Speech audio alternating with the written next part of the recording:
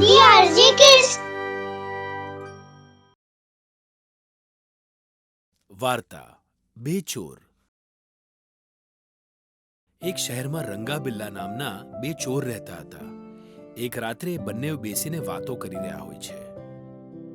અરે ભાઈ બિલ્લા, આપણું કામ તો આજકાલ બહુ ઠંડુ પડી ગયું છે ને? હા ભાઈ રંગા, તું એકદમ સાચું કહી રહ્યો છે. આજકાલ લોકો બહુ હોશિયાર થઈ ગયા છે. બધાએ પોતાના ઘરોમાં સીસીટીવી લગાવ્યા છે. સીધી આંગળીથી તો ઘી નીકળી નથી રહ્યું. લાગે છે આંગળી વાંકી કરવી પડશે. હા, અને એના માટે આપણે શું કરવું પડશે? આજકાલ જ્યોતિષનું કામ ખૂબ જોરશોરમાં ચાલી રહ્યું છે. વિચારી રહ્યો છું કે આજ કામ શરૂ કરી દઉં. શું વાત કરી રહ્યો છે ભાઈ? શું તને જ્યોતિષ વિદ્યા આવડે છે? અરે ના, આવું તો મને કાંઈ નથી આવડતું. આ પણ એક રીતની હાથ સફાઈ જ તો છે. તું બસ એક કામ કર, પેપરમાં એક જાહેરાત આપી દે નવા જ્યોતિષીની, પછી જોજે તમાશો. પેપરમાં નવા જ્યોતિષીની જાહેરાત આવી જાય છે. રંગાએ નકલી દાઢી મૂછો લગાડીને જ્યોતિષીનું રૂપ ધારણ કરેલું છે. મોહન નામનો એક વેપારી સવારે પેપર વાંચતી વખતે આ જાહેરાત જુએ છે. અરે, હું તો આવા જ કોઈ જ્ઞાની વિદ્વાનને શોધી રહ્યો હતો.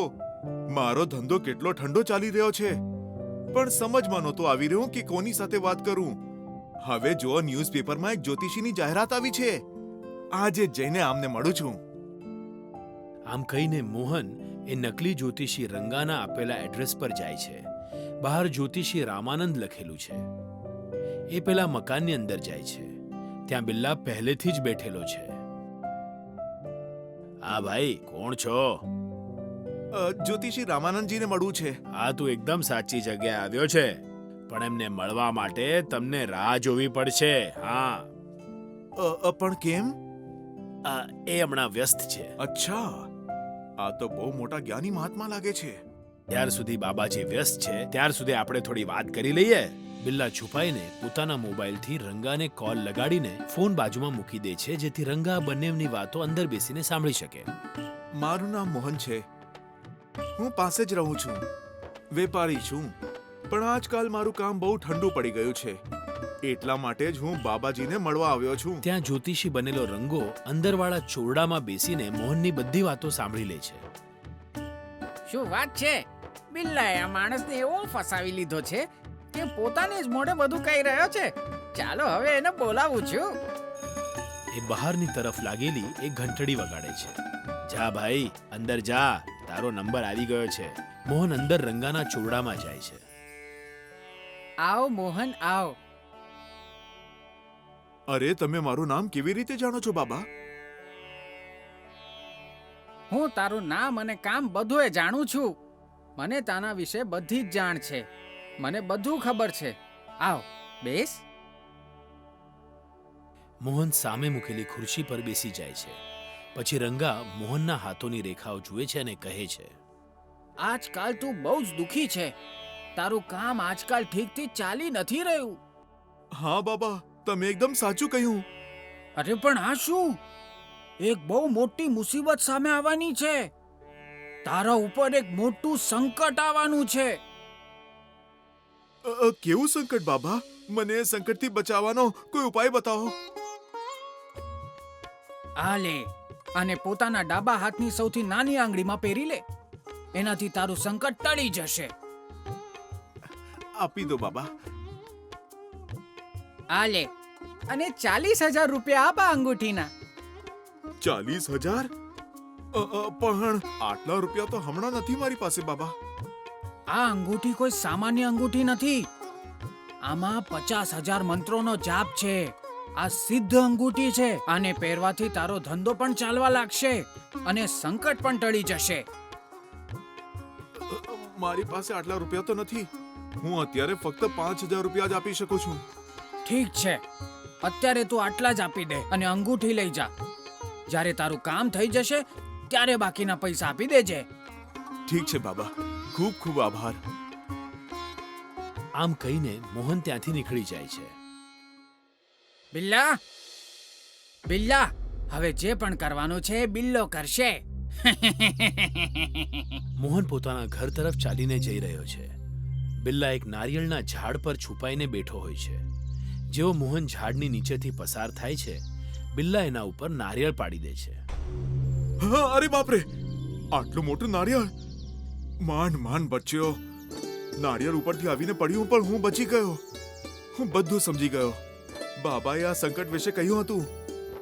આ નારિયેળ મારા માથા પર પડી શકતું હતું, પણ આ અંગૂઠીએ મને બચાવી લીધો. મોહને જ્યોતિષીના વખાણ કરવાના શરૂ કરી દીધા. જોત જોતામાં જ રંગા બિલ્લાની નકલી જ્યોતિષીની દુકાન ચાલી નીકળી. લોકો લાઈન લગાવીને બાબાને મળવા આવવા લાગ્યા. વીંટી લઈ જતા અને બદલામાં ખૂબ પૈસા આપી જતા.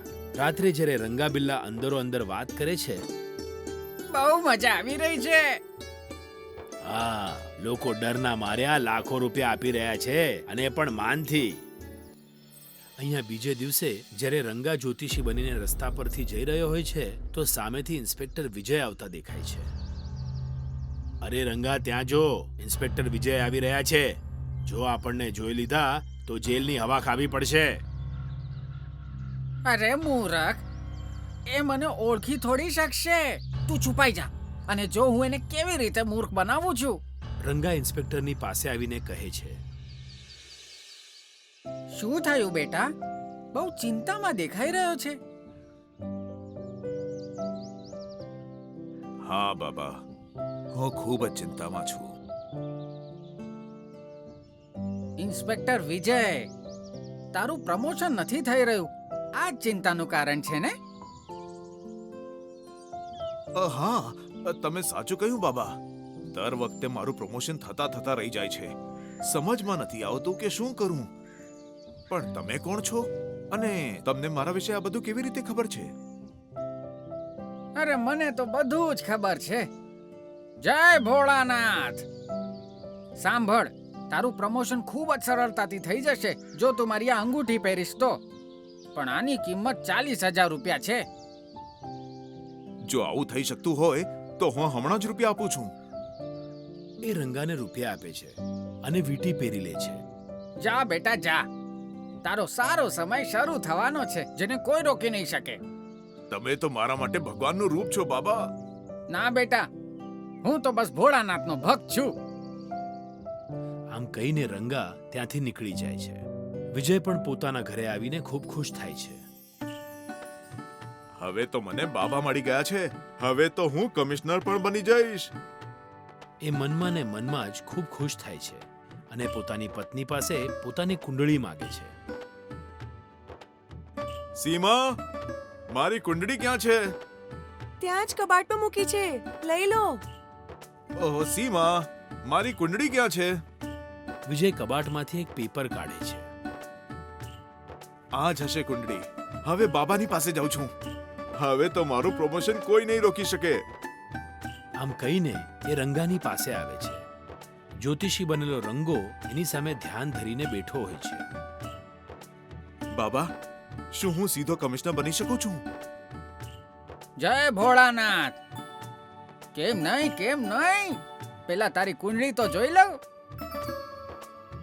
પછી રંગા વિજયની કુંડલી જુએ છે અને કહે છે, 5મા ઘરમાં શનિ બેઠો છે અને એની દૃષ્ટિ રાહુ પર છે. 3જા ઘરમાં ચંદ્ર છુપાઈને બેઠો છે. તું કમિશનર નહીં બની શકે, ક્યારે નહીં બની શકે. બધા જ યોગ ખરાબ છે. આમ નહીં કહો બાબા. ફરી એકવાર કુંડળી જોઈ લો. જો કોઈ ઉપાય હોય તો કહો.